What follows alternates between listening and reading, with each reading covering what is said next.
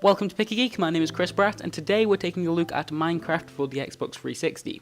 I'm going to hazard a guess here and say most of you are already familiar with Minecraft. You have access to the internet, so I'd find it very difficult to believe that you haven't either played this game yourself on the PC, or at least watched someone else play it via YouTube.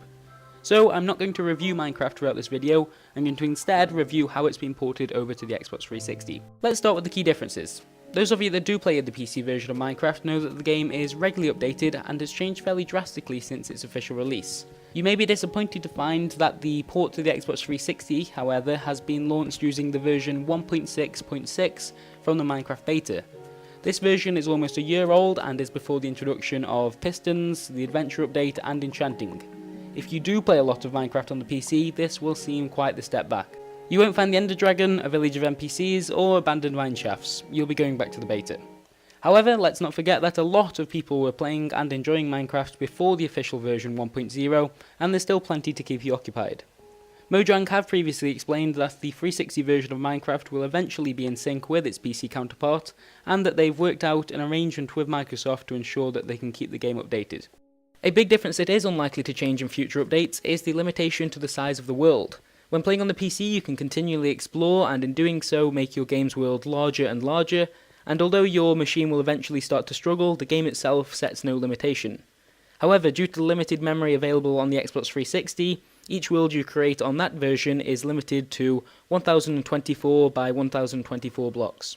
It's going to take you a long time to run out of space to build things, but it is disappointing that you can't just walk in one direction and explore to your heart's content. There's also no creative mode at the moment. That wasn't introduced until version 1.8 of the beta.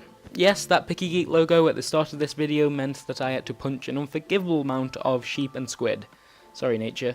But that's something we should see in a future update. For now, the only way to build a house out of diamonds is to spend a few days mining. Hopefully, creative mode is near the top of their to-do list.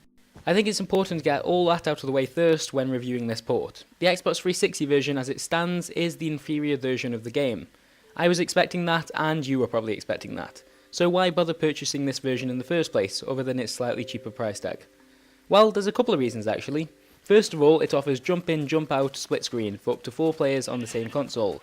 This is the reason I've been playing for hours at a time. You can sit down on a sofa with your friends, jump into a world that you've been playing together, chat, see each other's screens. It's way more social than my experience on the PC. I've sunk plenty of time into Minecraft's multiplayer, and as fun as it can be to chat and joke around on Skype, it doesn't really compare to playing with someone using traditional split screen. It can also be a really easy way to introduce new friends to the game who don't necessarily see the appeal. They don't need to buy their own copy or have your server details, they can just pick up a controller and press start.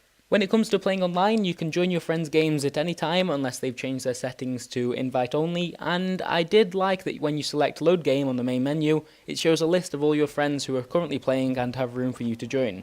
In this respect, it's easier than the PC equivalent and encourages you to play with others on your friends list. That being said, you are limited to playing with only people on your friends list, and each game will only support up to 8 players at a time. And because you've joined someone else's game, if they're the host and they choose to log off, you can't carry on playing in that world whilst they're offline. This isn't like joining a rented server on the PC version, you just happen to be joining their game. This removes a big part of the online experience in my opinion that the PC version has relied upon. And when you consider that you can't download mods, texture packs, or maps created by other people, I'm starting to question the longevity of this port in comparison to the original game. This is starting to turn into quite a tricky port to review. Let's try and round it up, shall we? If you're a Minecraft fan and you don't care for the split screen, and most of your friends won't be playing on the 360, then there's no reason whatsoever for you to spend 1600 Microsoft points. However, it does suit some people. The game is easier to pick up and play with others, offers a tutorial, and a more accessible crafting interface for new players. This is a great version to play with your family or a group of friends that have somehow avoided the franchise. If you're not going to make use of the split screen, then I'd recommend sticking to the PC version, but if you are, it can very much change the way that you play Minecraft. The real test for this version will depend on how soon it starts to see updates and how consistent they remain in the future. I will optimistically believe that Mojang and Microsoft follow up on that promise and that the Xbox 360 version will catch up with the PC, and so I give this port a 4 out of 5 stars. Thank you very much for watching. If you enjoyed this review, you might want to check out our last couple of videos. I really liked putting together the Awesome Nuts one in particular, although you'll need a spare 20 minutes or so. Until next time.